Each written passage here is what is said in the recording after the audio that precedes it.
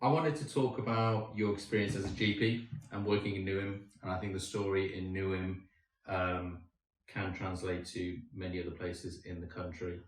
From looking at the NHS North East London website, it said Newham is one of the most deprived areas in the London Borough region. It said employment for 16 to 64-year-olds was at 59%, 21% of people have no qualifications, 67% live in rented housing.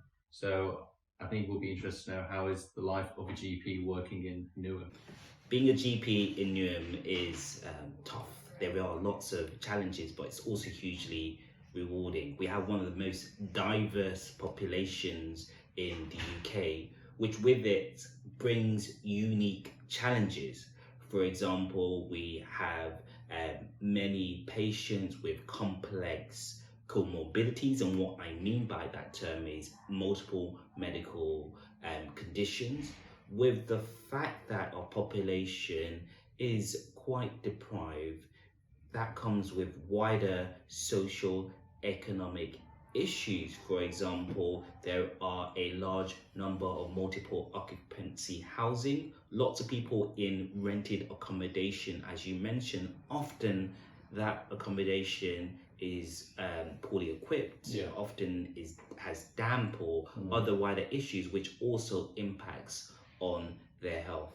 We have a lot of patients who, as you know from the wider news, with the cost of living crisis, who are experiencing huge financial hardship, which also has an impact on their wider mental health as well as physical health.